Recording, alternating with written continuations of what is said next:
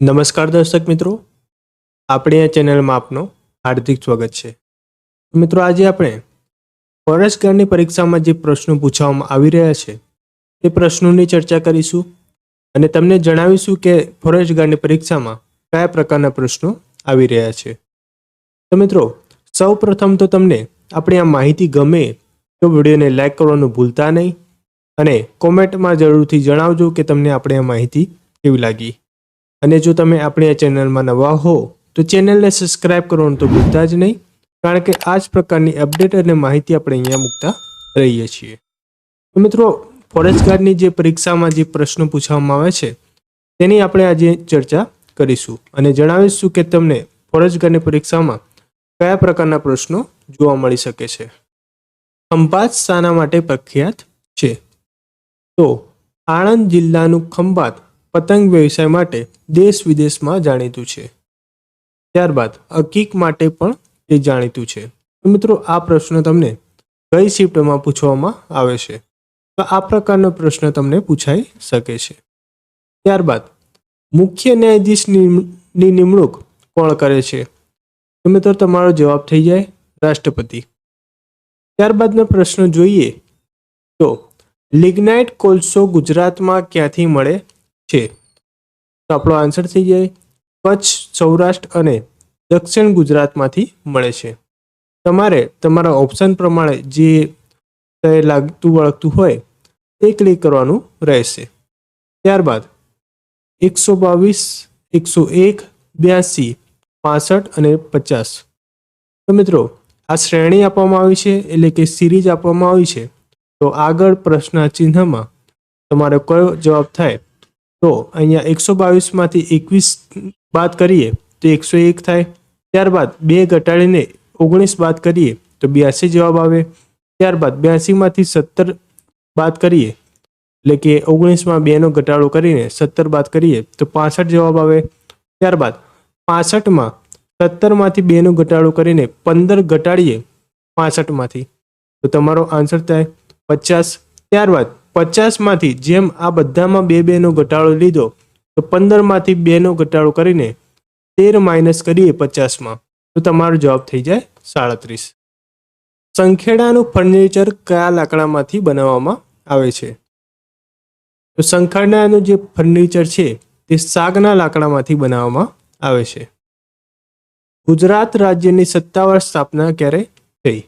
તો ગુજરાત રાજ્યની સ્થાપના એ 1 મે 1960ના રોજ બૃહદ મુંબઈ રાજ્યમાંથી કરેલ છે. તો મિત્રો, આ પ્રકારના પ્રશ્નો પૂછવામાં આવ્યા છે તમને. જો તમને આપણે આ માહિતી ગમતી જાય તો વિડીયોને લાઈક કરવાનું ભૂલતા નહીં અને કોમેન્ટમાં જરૂરથી જણાવજો કે તમને આપણી આ માહિતી કેવી લાગી. અને જો તમે આપણી આ ચેનલમાં નવા હો તો ચેનલને સબસ્ક્રાઇબ કરવાનું તો ભૂલતા જ નહીં, કારણ કે આ જ પ્રકારની માહિતી અને અપડેટ આપણે અહીંયા મૂકતા રહીએ છીએ. ત્યારબાદ તમને એ પણ પ્રશ્ન પૂછવામાં આવ્યો છે કે અમદાવાદ જિલ્લાની સ્થાપના ક્યારે થઈ? તો અમદાવાદ જિલ્લાની જે સ્થાપના છે એ 26 ફેબ્રુઆરી 1411ના રોજ શહેરનો પાયો માણેક બ્રુજ પાસે નખાયો. ત્યારબાદ એનજીટીના સભ્યો કેટલા છે? તો મિત્રો, એક વિડીયો આપણે એનજીટીની માહિતી વિશેનો મૂક્યો છે, હમણાં જ 2 દિવસ પહેલાં મૂક્યો છે. તો એ પણ એકવાર જોઈ લેજો, કારણ કે એનજીટીના જે સવાલ છે એ વારંવાર તમને બધી જ શિફ્ટમાં પૂછવામાં આવી રહ્યા છે. અને આપણે જે વિડીયો મૂક્યો છે તેમાં એનજીટીની સંપૂર્ણ માહિતી, એટલે કે એનજીટીના જેટલા બી પ્રશ્નો બન્યા છે એ બધા જ પ્રશ્નો આપણે લીધેલા છે. તો એનજીટી એ વિડીયો જોયા પછી તમને એનજીટીનો જો પ્રશ્ન પૂછાશે તો તમે ક્લિક કરીને જ આવશો, એટલે કે તમને આવડી જ જશે. તો અહીંયા એનજીટીના જે સભ્યો પૂછવામાં આવ્યા છે એ જોઈ લઈએ. તો ન્યાયિક સભ્યો ઓછામાં ઓછા 10 અને વધુમાં વધુ 20 હોય છે. આ પ્રશ્નો પણ આપણે ત્યાં એ વિડીયોમાં બતાવ્યો છે. ત્યારબાદ નિષ્ણાત સભ્યોની વાત કરીએ તો ઓછામાં ઓછા 10 અને વધુમાં વધુ 20 સભ્યો હોય છે. આમ એનજીટીમાં કુલ ટોટલ સભ્યો પૂછવામાં આવે કે એનજીટીમાં વધુમાં વધુ કેટલા સભ્યો હોઈ શકે, તો તમારો આન્સર થાય 41. કઈ રીતે?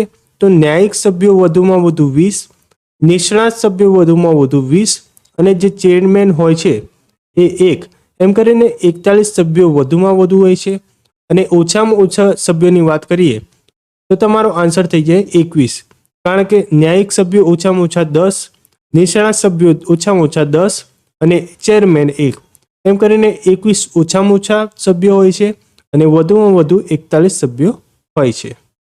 સાબરમતી નદીનું ઉદ્ગમ સ્થાન કયું છે? તો રાજસ્થાન રાજ્યના ઉદયપુર જિલ્લામાં અરવલ્લીની પર્વતમાળા છે, તેમાંથી સાબરમતીનું ઉદ્ગમ સ્થાન છે. શરૂઆતના ભાગમાં તેનું નામ વાંકડ છે. ત્યારબાદના પ્રશ્નની વાત કરીએ તો રાત થોડીને વેશ જાજા, તેનો અર્થ જણાવો. તો સમય ઓછો ને કામ વધારે, આ જે કહેવત છે તેનો અર્થ આ પ્રમાણે થાય છે. ત્યારબાદ જે પ્રશ્ન પૂછવામાં આવે છે એ સુરખા પક્ષી અભયારણ્યનો પ્રશ્ન પૂછવામાં આવે છે. તો જિલ્લો કચ્છ, રાપર તાલુકામાં આ સુરખા પક્ષી અભયારણ્ય આવેલું છે. ત્યારબાદ ડંફા ટાઈગર રિઝર્વ ક્યાં આવેલું છે? તો આપણો આન્સર થઈ જાય મિઝોરમ. એટલે કે ટાઈગર રિઝર્વ, અભયારણ્ય, આ બધા પ્રશ્નો તમને પૂછવામાં આવી રહ્યા છે.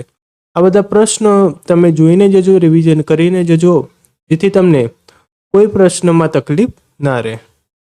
પન્ય અભયારણ્ય શેના માટે જાણીતું છે?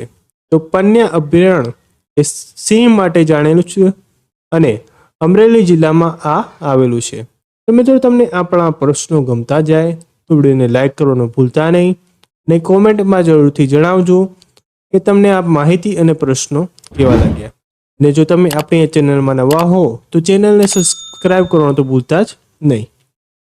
ત્યારબાદ આ પ્રશ્ન પૂછવામાં આવ્યો તો ઊની આંચ ન આવવી, એટલે કે કશું નુકસાન ના આવવું, ભય ના થવો, બેઆબરૂ કે જોખમ ન આવવી. તો મિત્રો તમને આપણા પ્રશ્નો ગમે તો વિડીયોને લાઈક જરૂરથી કરી દેજો અને ચેનલને આપણી સબસ્ક્રાઈબ કરી લેજો.